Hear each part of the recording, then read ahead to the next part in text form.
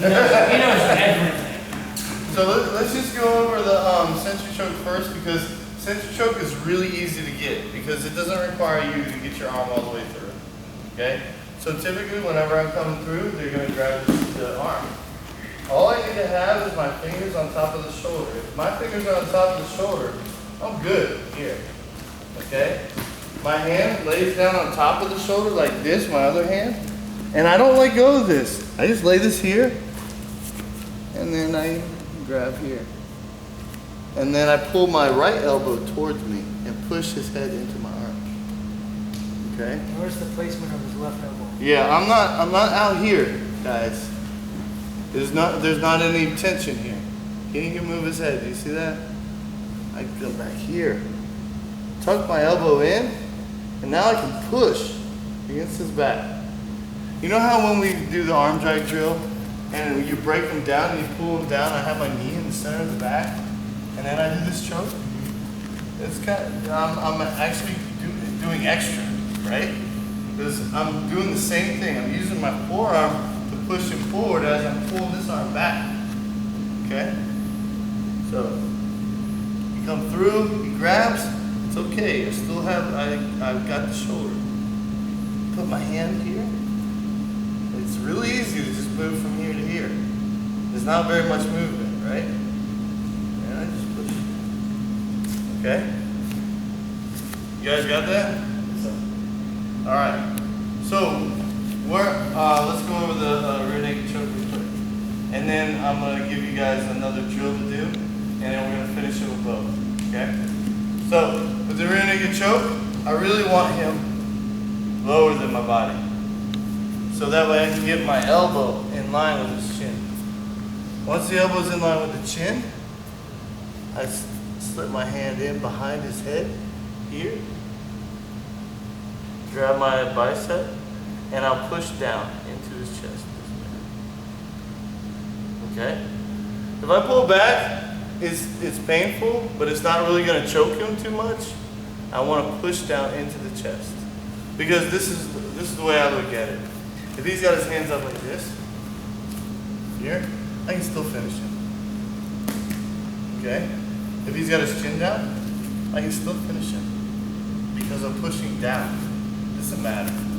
I'm still going to cut off the arteries now. Is there an order that you should be grabbing the bicep first and then going in, or doing it at the same time? Whenever I get this, go here. Same time. Yeah. He doesn't reach this out to grab his bicep, if that's what you're asking. Yeah. I don't go here. You don't want to do this. You'll break my arm. Yeah. I keep everything here. I'll push his head forward to get space. You just grab your shoulder with your left arm? Yeah, my bicep. Oh, yeah. Fine. Or I just push on his head. Okay. Yeah. I like to go all the way across. I like to fist it. Yeah, there's a lot of different techniques. Some people use the back of their hand. I like to use the back of my hand, or I grab my shoulder and use the blade of my arm. Or I've seen some people cup the head like this. I don't like that way. Josh, you said you like to do the. I like to go down like a fist and then Gotcha. So see, there's a lot of different variations. It just depends on what you're more comfortable with. But at some point, you have to leave your hand open in order to get it in there.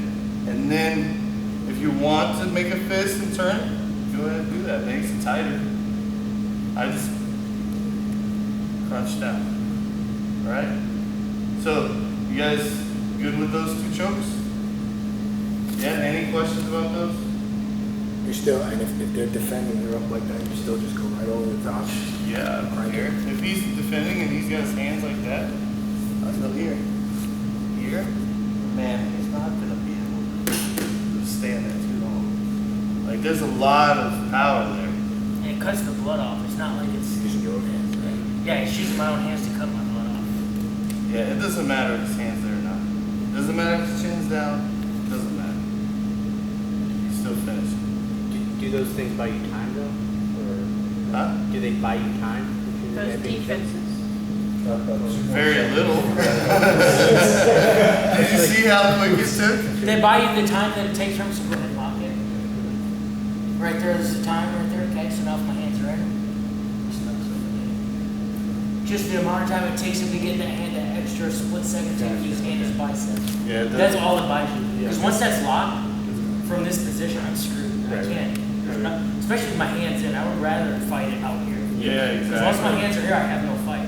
I might as well be here. Then it's easy.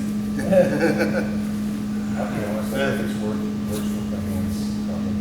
Oh, it's way worse because Makes it tight. at least with the hands out like this, he knows that he has to unwind my hand. He has to try to find this hand, pull it off, and then get out of it that way, right?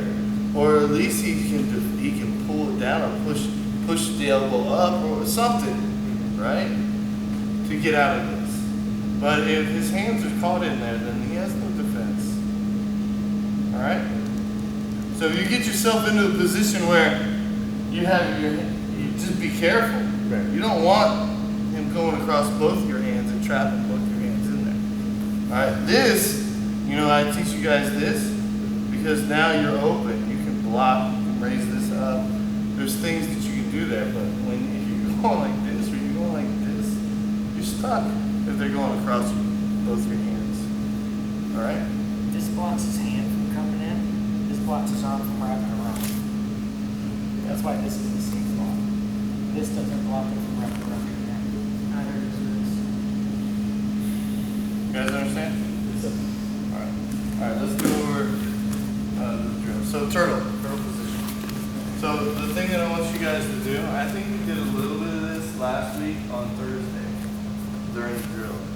But the other situation that's going to happen, yesterday we talked about sliding up, bringing over here, and now you can finish it here, right? Okay, right? We did this yesterday with the bow and arrow and everything.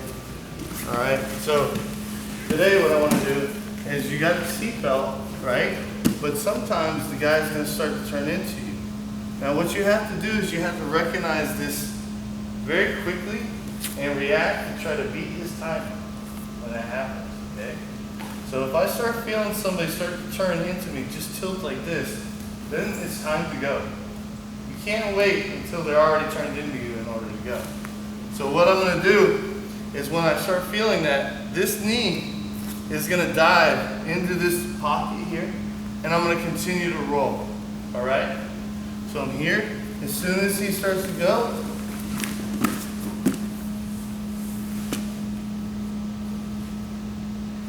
finish the choke.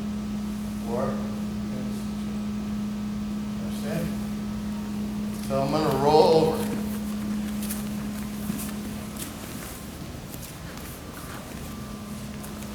Here, as soon as I feel it,